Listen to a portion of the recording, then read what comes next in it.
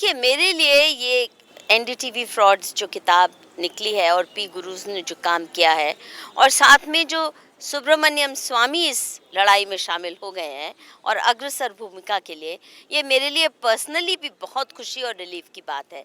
क्योंकि जब ये एनडीटीवी फ्रॉड जो इनका हवाला स्कैम है, 5,000 करोड़ से भी ज़्यादा का हवाला स्कैम, जब 2013 में इसके बारे में मैंने लिखा था तो उस वक़्त बहुत अकेले पड़ गई थी।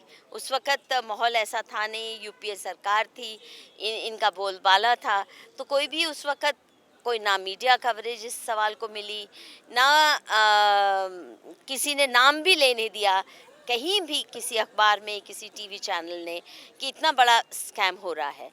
पर हमें ये याद रखना चाहिए कि एनडीटीवी का जन्म ही स्कैम से हुआ, वो भी दूरदर्शन में, जब प्रणॉय रॉय दूरदर्शन के लिए कुछ प्रोग्राम किया करते थे और तब सीबीआई ने इनका फ्रॉड पकड़ा था। कायदे से तभी इनको जेल चले जाना चाहिए था। इन्होंने स्विंडल किया दूरदर्शन को, पर क्योंकि इनके बहुत अच्छे कॉन्टैक्ट्स हैं और लुटियंस दिल्ली में बहुत प्रभुत्व है, अच्छी अंग्रेज़ी बोलते हैं, बिल्कुल अंग्रेज़ नुमा लगते हैं, तो इसलिए इस देश में जो भी ये पावर एलीट का हिस्सा होता है तो उसको प्रोटेक्शन बहुत मिल जाती है। और यूपीए सरकार ने और यूपीए सरकार के विशिष्ट मिनिस्टरों ने, खासकर चिदम्बरम जी ने इनको इतना पाला पोसा है। ये लॉस मेकिंग एंटरप्राइज कब से रही है, पर इनको बैंक के लोन भी मिल जाते हैं। कैसे मिलते हैं?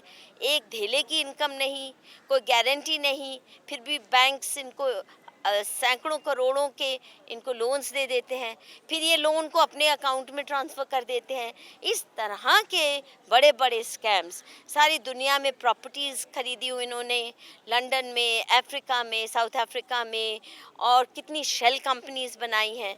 पर क्योंकि इनका एक इमेज है कि ये जी बहुत प्रोग्रेसिव चैनल है, इन्होंने नई मीडिया की शुरुआत की, तो सारे तो स्कैमस्टर्स भरे पड़े हैं। उनमें बरखा दत्त भी स्कैम का हिस्सा है, सिर्फ प्रणॉय रॉय और राधिका रॉय नहीं, बरखा दत्त, विक्रम चंद्रा और इनके जो सारी मंडली है, ये सब इस लूट का हिस्सा रहे हैं।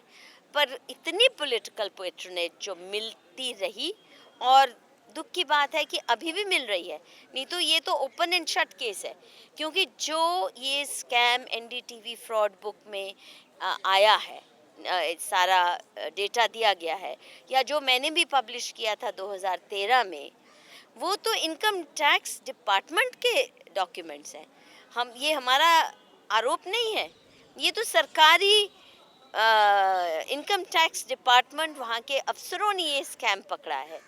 जब इतना क्लियर है ये, और इनके अंदरूनी कई लोगों ने अब तो स्वीकारा भी है कि ये घपले कर रहे थे, तो ऐसे केस में ये कैसे है कि अभी भी ये धुरंधर है और अभी भी तरह तरह का नेगेटिव इमेज हिंदुस्तान के बारे में दुनिया में फैलाने में इनकी अग्रसर भूमिका रही है। ये जो मोदी जी को जिस तरह डिमोनाइजेशन किया, जिस तरह गुजरात दंगों का बहुत विकृत और झूठा वर्णन इन्होंने सारे दुनिया में फैलाया और हिंदुस्तान को इस रूप में पेश किया जैसे हिंदुस्तान में केवल मुसलमान को कत्लेआम ही होता है, जैसे बहुत ही वो एंडेंजर्ड है।